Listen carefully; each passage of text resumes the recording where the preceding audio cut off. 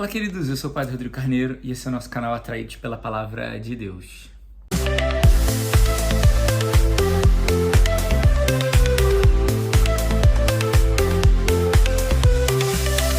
Bem, então hoje, nesse sábado, eu quero dizer muito bem-vindo a você que está chegando pela primeira vez no nosso canal.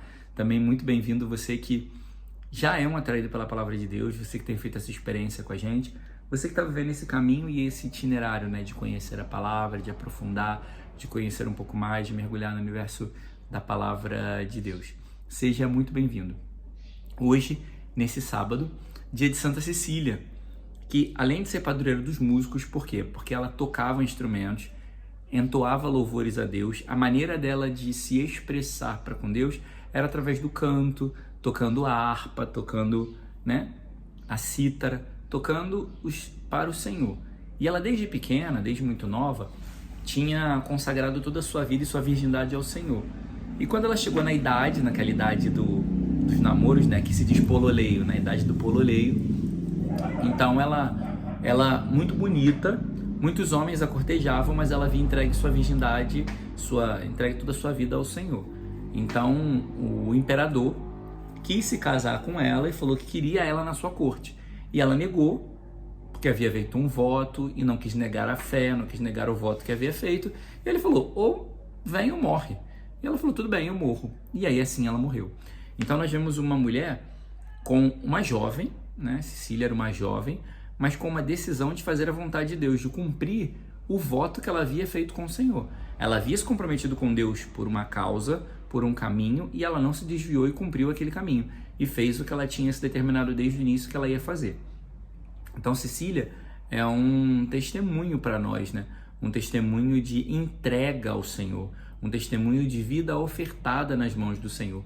O que é muito raro de acontecer hoje, né? Porque as pessoas se entregam para qualquer um a qualquer momento nos dias de hoje. A gente vive um mundo muito sexualizado, muito promíscuo, com coisas muito, sabe, vãs e superficiais. Mas ainda existem pessoas que querem viver uma vida autêntica com Deus. E Cecília é um modelo para nós, de viver uma vida autêntica com Deus, de não seguir os ditames do mundo, de não fazer o que todo mundo faz, de não ser promíscuo, de não ser, sabe, mas de viver a castidade, de viver a retidão, de entregar-se, de consagrar-se a Deus. Hoje é uma palavra que é pouco falada, mas a gente até fala de consagração, né, lá do método de de Montfort, né, o método de Montfort. A gente até fala de consagração, mas consagrar a vida inteira, entregar tudo a Deus, está se tornando escasso, de entregar tudo para Deus, deixar tudo nas mãos dele. Isso está se tornando cada vez mais escasso. A primeira leitura de hoje, ainda no livro dos Macabeus, vai falar desse homem, né, Elimaida, que ele era muito ganancioso. Ele viu que tinha uma terra que tinha ouro, prata, e ele foi lá invadir. Só que ele se deu mal, porque ele chegou lá e o povo defendeu os seus tesouros. Isso é um exemplo de Cecília. Ela havia feito um voto com Deus e uma consagração, e ela defendeu seu tesouro com a vida.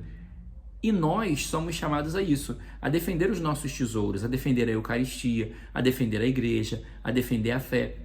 Por exemplo, eu sempre falo e ensino que se você está numa igreja e no momento da comunhão você vê alguém roubando a comunhão, alguém que não comungou, você precisa gritar, falar e fazer com que alguém pegue de volta. Porque se você deixa alguém sair com a Eucaristia, você vê e deixa, você se torna cúmplice do pecado dessa pessoa. E isso é defender o nosso tesouro. E aqui a gente vai ver na primeira leitura que o povo, para defender o ouro, a prata e o que tinha, impôs resistência ao invasor. E pela resistência, ele foi embora e ficou tristinho, ficou todo chorosinho, foi ficar em depressão. Mas nós precisamos deixar o demônio em depressão. Nós precisamos deixar os antagonistas, as pessoas que são contra a igreja, em depressão. Porque nós temos que ser resistência, nós temos que resistir contra o pecado, resistir contra as blasfêmias, resistir contra as investidas do mundo, contra a igreja. Nós precisamos ser resistência, defender a nossa fé, defender o nosso tesouro, defender o que acreditamos, defender a igreja que nos dá tudo o que temos. Nós precisamos ser essas pessoas que defendem a fé. Também o texto vai dizer que ele ficou triste, acabrunhado, porque as coisas não saíram como ele desejava. Queridos, os desejos humanos, eles nos fazem adoecer, porque a gente cria expectativas, a gente quer coisas do nosso jeito, da nossa forma, e isso nos faz adoecer, nos entristece, porque viver uma vida humana, viver uma vida mundana, viver uma vida... Isso em alguma hora vai entristecer, porque não preenche, não satisfaz. Por isso que a gente vive como um macaco pulando de galho em galho. Gente que vai do álcool para droga e droga mais pesada, e vai da embriaguez para embriaguez e promiscuidade, e sexo desenfreado, porque tá buscando se preencher do que não preenche, tá buscando se satisfazer com o que não satisfaz. Quando a gente tem o Senhor, que é quem nos preenche e nos satisfaz, porque só o Senhor é que pode preencher o espaço e o vazio que muitas vezes fica dentro do nosso coração quando a gente está buscando se preencher de si mesmo ou de coisas que passam. O Salmo vai falar para nós que me alegrarei pela tua vitória, Senhor. Então, ou seja, o Salmo dá uma dica de que a vitória é sempre do Senhor. A vitória pertence ao Senhor. Eu vou experimentar dos frutos da vitória do Senhor na minha vida. Mas a vitória é sempre dele. Quem faz a obra, quem realiza, quem desenvolve, quem constrói, quem edifica, é sempre ele. E na minha vida, eu vou experimentar dos frutos da vitória do Senhor. Quando eu batalho. Porque assim, eu vou batalhar com ele, eu vou lutar com ele, mas a vitória é dele. Quem dá a vitória é o Senhor. E eu experimento dos frutos dessa vitória. E o Evangelho vai falar para nós, em primeiro lugar, porque os homens estão querendo... Dei uma engasgada aqui. Os homens estão querendo comparar coisas mundanas com o céu. Ah, uma mulher que teve 7 maridos, quando ela chegar no céu, quem vai ser? Jesus? Não. Não queiram comparar coisas humanas, coisas mundanas com o céu. Então, assim, as experiências que a gente vive aqui, algumas delas são um antegozo do céu, algumas delas são uma antecipação, um olhar a mais, mas a gente não pode comparar e achar que o que a gente vive aqui é igual vai ser no céu. Porque o céu é infinitamente mais perfeito e melhor. Então, não se compara o que se vive. Aqueles que se deram em casamento e tudo aqui nessa vida, não vão no céu, vão viver como anjos. Porque, gente, imagina, a gente vai ver a Deus com toda a sua beleza. Eu vou querer outra coisa? Eu vou querer olhar para outro lugar? Eu vou querer buscar outra coisa? Não, eu quero a Deus e com ele ficar. E também, ele vai trazer uma frase aqui muito importante. Para os que são julgados dignos de participar do mundo futuro. Então, ou seja, todos nós vamos ser julgados antes de chegar no céu. E o julgamento vai ser pelo que fizemos ou não fizemos, ou deixamos de fazer em vida. Então a gente precisa se esforçar no dia de hoje para correr atrás, para ser pessoas boas, retas, justas, caridosas, para a gente querer chegar no céu. Porque os saduceus ali estavam se preocupando com os temas de casamento, com quem vai ficar com ela, mas será que eles estão se preocupando de verdade com o que eles precisam viver, com a mudança de vida, com a conversão, com a entrega a Deus para chegar no céu? Porque às vezes a gente se preocupa com tanta coisa mundana, se preocupa em trabalhar, em ter dinheiro, em criar filho, não que isso não seja importante. Mas a gente dá tanto valor a isso e não se preocupa em viver uma vida reta e justa. Aí a gente fez tanta coisa nessa vida, mas não fez por Deus e em Deus, e vai ficar fora do céu.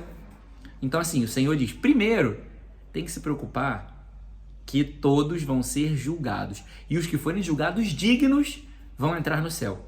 Então a gente precisa viver a nossa vida cotidiana, mas sempre ter em vista que eu quero chegar no céu. Sempre ter em vista o desejo, o anseio de chegar no céu. E para chegar no céu é sacrifício, é esforço, é renúncia, é luta, é se vencer. Tudo isso vai pouco a pouco me ajudando para que eu possa de verdade um dia chegar no céu. Então, queridos, que a gente lute muito, muito nos dias de hoje, nesse tempo, para a gente conseguir chegar no céu, fazer a vontade de Deus e viver aquilo que Ele deseja, propõe e chama a cada um de nós.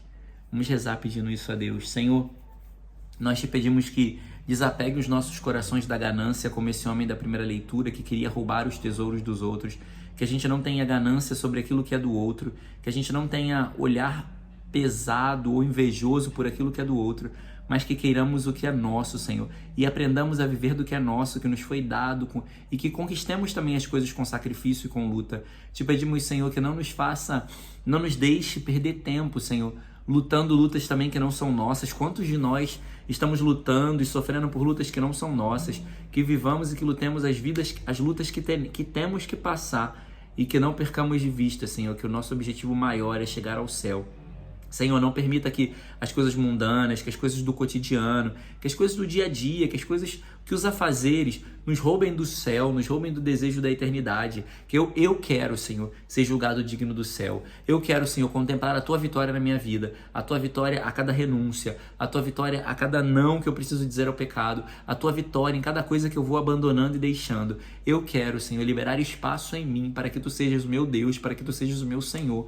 E eu quero, Senhor, caminhar contigo para chegar ao céu. Eu quero fazer esse caminho e esse itinerário de ser Teu e de chegar ao céu, de caminhar contigo, de contemplar a Tua face. Eu quero, Senhor, chegar à morada eterna. Por isso eu te peço, Senhor, derrama Teu Espírito Santo sobre mim.